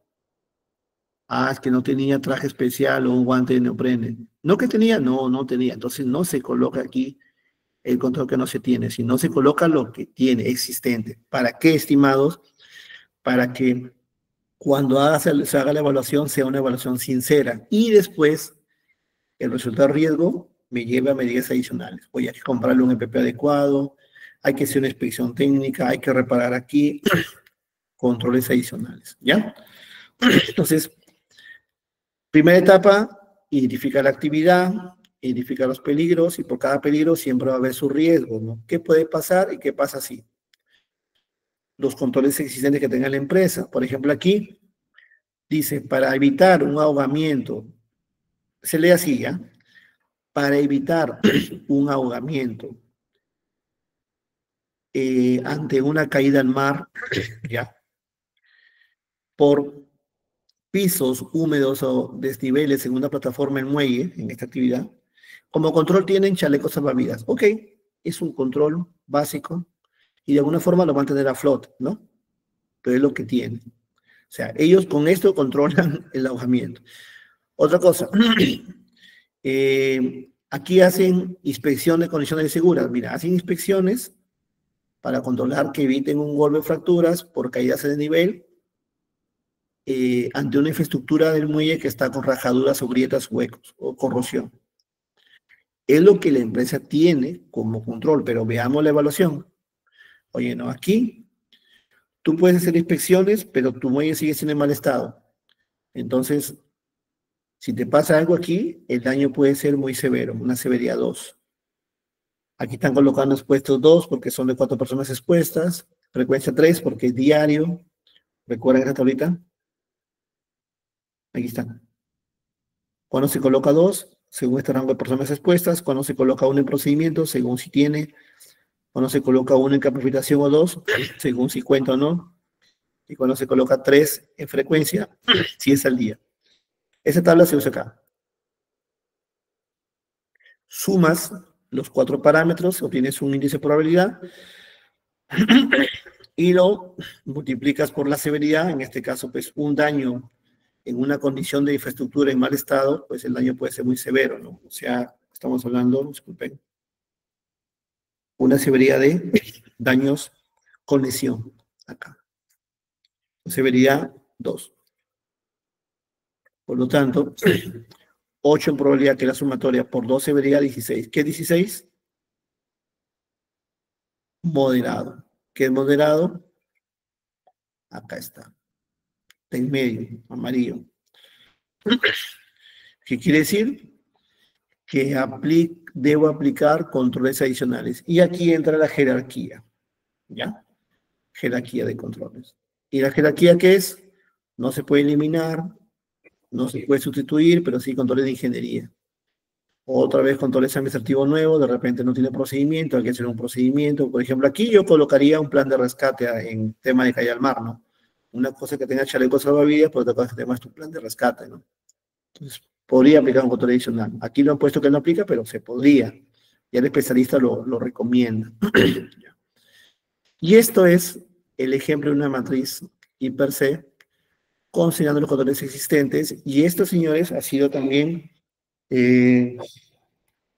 compartido en editable, ¿ya? Las tablas en editable, el Excel editable, ejemplos en editable, para que puedan tener ustedes un procedimiento. ¿Ok? Esto adicional, un plus, porque van a ver de repente en sector construcción minero ATS, el hiper-C es diferente que ATS. Se dice que el ATS es continuo, igual en el ATS yo identifico las tareas, identifico los periodos y riesgos por tareas y los controles. Pero el ATS es más específico, más continuo, más práctico, ¿ya? Eso también lo van a encontrar aquí. Ok, entonces me extendí un poquito porque esta herramienta hiper-C en realidad es muy amplia, pero lo he resumido para que puedan ustedes entender el contexto, ¿ya? Me voy a quedar con esta ladito. Voy a quedar con esta página, vamos a ver.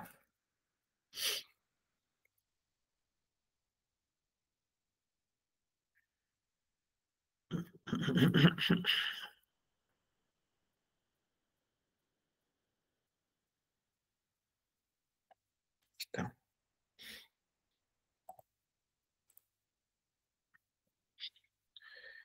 Tiene que ver 3 etapas en orden. Primero, identificar cómo, lluvia de ideas, participación de los trabajadores, listado, checklist, observar. Identificas todos los peligros y riesgos por actividad. Segundo, evalúas, analizas. ¿Qué evalúas? Probabilidad, severidad. ¿Qué tan probable puede ser? ¿Qué tan frecuente? ¿Cuenta con no cuenta procedimiento? Si cuenta, entonces es poco probable. No cuenta, muy probable. Le va dando valor. Y su consecuencia, dependiendo del tipo de trabajo. Evalúas y obtienes un valor de riesgo. Y si los controles existentes o que tienen en ese momento o al inicio de la obra proyecto son suficientes, tu riesgo está dentro. Pero si no, ya tendrías que aplicar controles adicionales, como hemos visto aquí en esta matriz modelo. ¿Ya? Aquí está. Y en controles adicionales, se aplica sí o sí la jerarquía de controles. Eliminar, sustituir, ingeniería o aislamiento, administrativos y EPPs.